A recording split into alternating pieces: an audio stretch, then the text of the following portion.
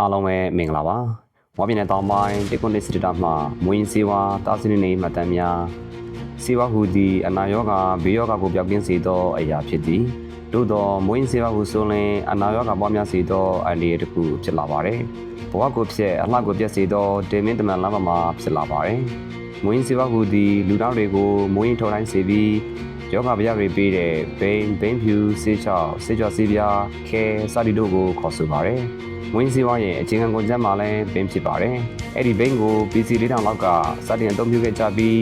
အဲဒီ2030လောက်မှာအာရမျိုးနွယ်စုတွေကအိန္ဒိယနိုင်ငံကိုစစ်တပ်ရင်းအသုံးပြုဖို့ယူဆောင်လာကြရမှာအိန္ဒိယနိုင်ငံကိုစတင်ရရှိခဲ့ပါတယ်။15ရာစုရောက်တဲ့အခါအိန္ဒိယနိုင်ငံမှာဘိန်းကိုစတင်စိုက်ပျိုးပြီးစေဝါကုန်ချက်များအဖြစ်ရောင်းဝယ်ဖောက်ကားကြလာကြပါတယ်။ဘိန်းကိုစေဝါအဖြစ်အသုံးပြုရကနေဆွဲညှိပြီးဘိန်းကိုရှူရှိုက်တဲ့အလေးပေါ်ပေါက်လာက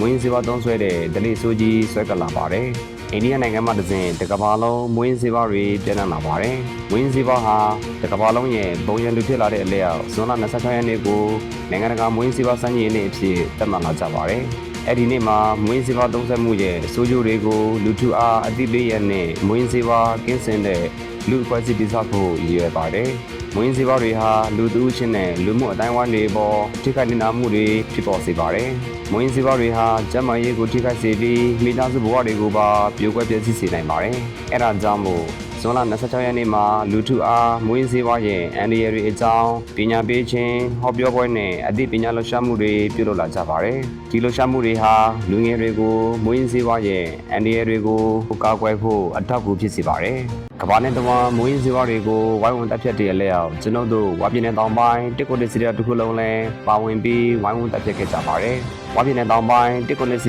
ရဲ့မွေးစေဝါတာစနစ်နေရေးစီမံချက်တွေကို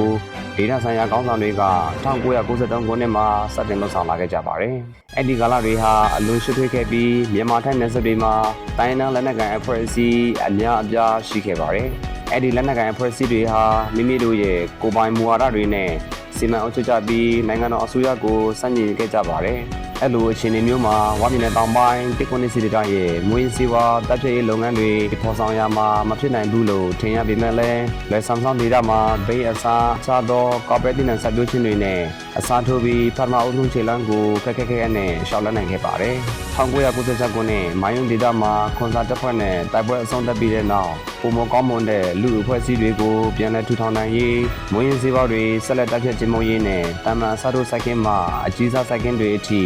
အာဒွန်ကွန်ဆိုင်ဗီဒီယိုရှိလှုပ်ဆောင်ခဲ့ကြပါတယ်။1996ခုနှစ်ခွန်စာတပ်ဖွဲ့တွေလက်နက်ချပြီးတဲ့နောက်ဝါပြည်နယ်တောင်ပိုင်းတစ်ကွန်နစ်စီဟာ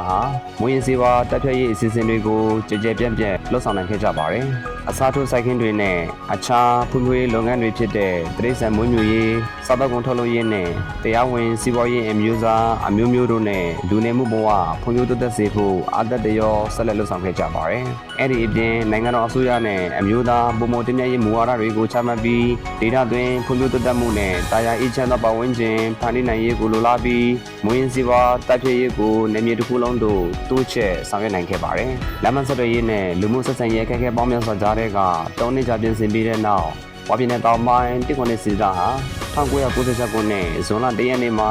ဝင်းစီဝါတာစနစ်နေလုပ်ငန်းစဉ်ညွှန်ကြားချက်4ရက်ကိုထုတ်ပြန်ခဲ့ပြီးတဲ့နောက်1999ဇွန်လ28ရက်နေ့မှာမွေးစေဝါတာစနစ်နေရဲ့အဖွဲ့ကိုဖွဲ့စည်းနိုင်ခဲ့ပါတယ်။ဒီပမာဏခြေလှမ်းဟာ2005ခုနှစ်မှာဝါပြည်နယ်အတွင်း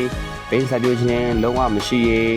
မွေးစေဝါကုန်သွယ်မှုကင်းရှင်းရေးနဲ့ဝါပြည်နယ်ဗဟိုကော်မတီရဲ့ရည်မှန်းချက်တွေကိုအကောင့်ထဲပေါ်ဖို့အတွက်ဝါပြည်နယ်အစိုးရဟာ1999ခုနှစ်မှာဝါပြည်နယ်မြောက်ပိုင်းမှတောင်ပိုင်းတို့